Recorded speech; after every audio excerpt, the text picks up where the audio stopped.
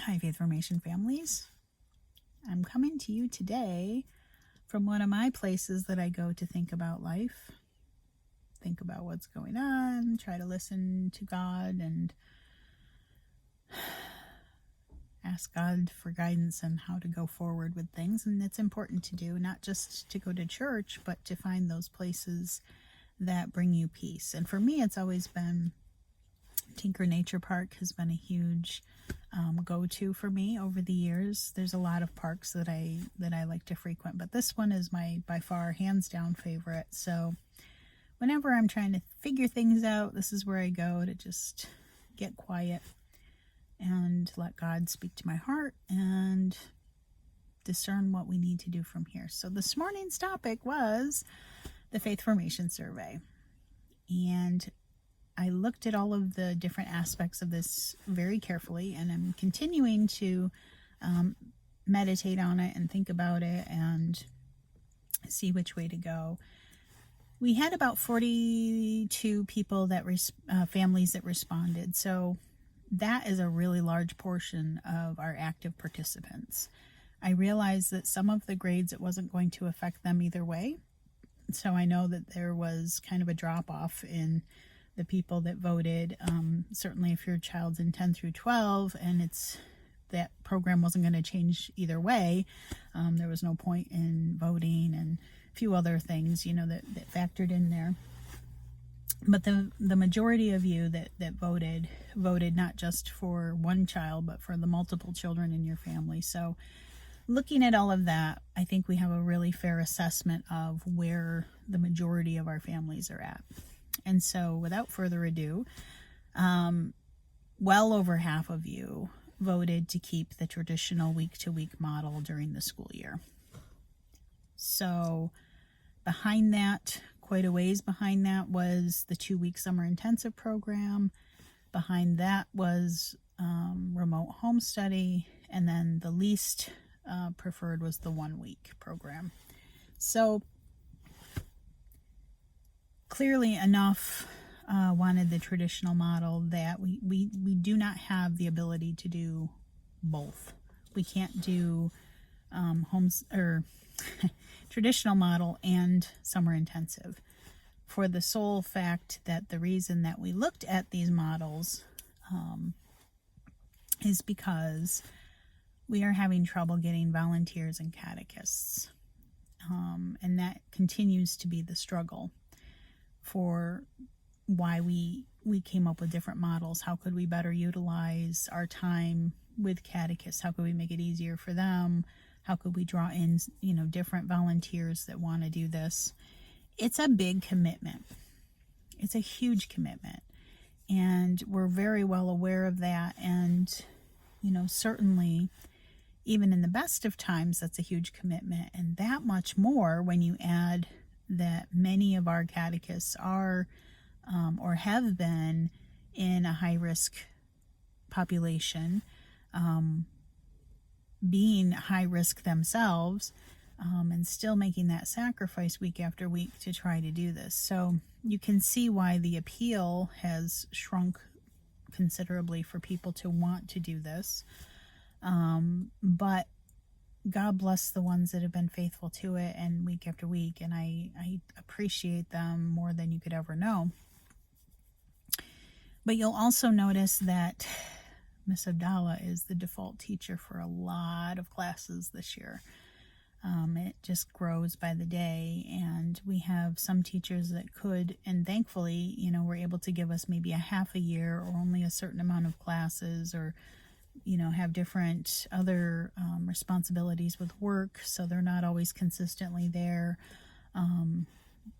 We've had to combine a lot of classes, so kindergarten and first grade have been combined from the beginning. Right now, I'm teaching the majority of the Zoom classes. I do 4, 5, 6, and 7, plus live teaching 4, 5, and then filling in as needed. And then, of course, all of the sacramental preps and immediate preps and retreats. So it's a lot of teaching, which I love to teach. I love teaching about God. This is my ministry. It's what I'm called to do. But, you need to hear from more voices than just Miss Abdallah. So my concern with doing the traditional model is we need more catechists. We need more help. And so this is the trick to keeping that program going. So I will do my level best to continue to keep the traditional model going. What would be helpful is for all of you that voted for that to be your preferred model to think about either teaching, or if you know somebody that can help teach, or you can find somebody that you know that maybe has, taught in the past, or in another area of your life that you have found that they have really had an impact on your child and you want me to approach them.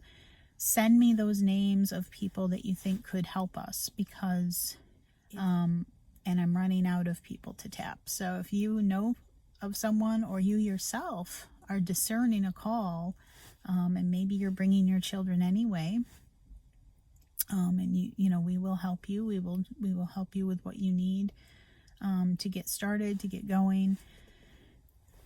It's tough. It's tough right now. So I know some people said, well, what would the appeal be of summer intensive? Summer intensive, why it has been designed and what it was meant to do, is to either shorten the commitment for the catechists that would prefer to just do 1 or 2 weeks, during the summer, and then not have to deal with the snow or whatever happens during the school year.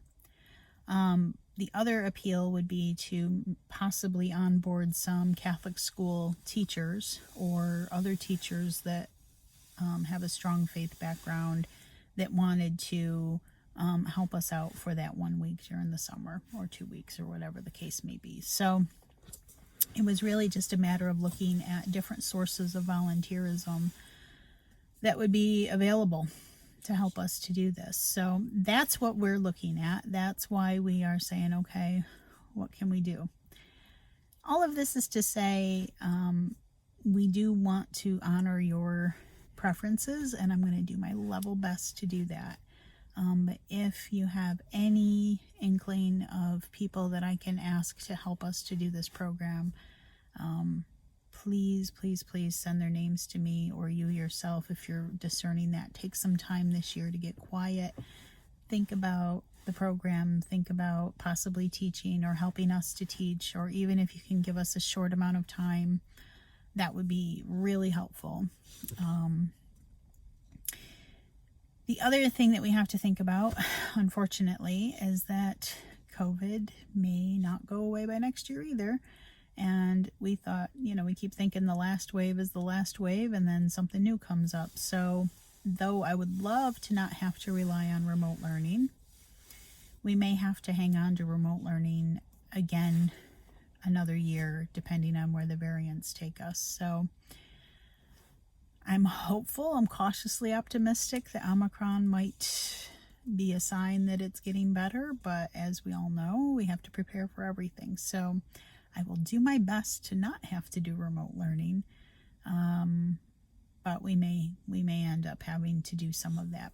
My only thought that might get complicated is if we don't have enough catechists to do in-person learning, we may have to rely on Zoom classes to get some of the classes done, because I can't teach them all at the same time. So I would have to teach and get other people that could teach at different times. So just so you're aware of the full scope of what we're going through and why we're making the decisions and thinking about what we are. We have time. So now that we're not doing a summer intensive, we can look at other things, and we have some time to ponder it before fall and before we start registering for that. So that's where we're at. So I know this is probably not the happy-go-lucky video that I wanted it to be, but I think it's helpful for you to all know what it is that we're thinking about and pondering, and all of those little nuances that go into running this program. and trying to help everybody where everybody's at. And that sometimes is a very impossible job, and getting more so by the day when, we just have not enough hands to do the work. So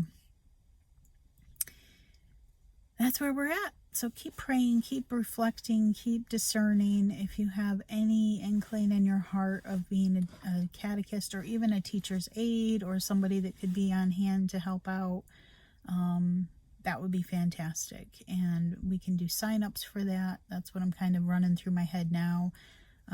Maybe if people could sign up for one thing here and there, it wouldn't feel so overwhelming. So there'll be more to come. But this is where we're at. So thank you, all of you, for your participation. I will have many more videos and updates about this as we go along, but just to let you all know what the final vote was, and our moving forward is that we will likely continue to have the traditional model for sure, and then Zoom if we absolutely have to, and home study if we have to. So we'll keep the status quo for now. Let's put it that way. All right. Thanks, everyone. Take care. Take some time for yourself. Go out in nature. Get a cup of coffee. Get quiet. Seize the silence and the peace where we can. And keep praying for me, and I'll keep praying for all of you. Take care, everyone. God bless.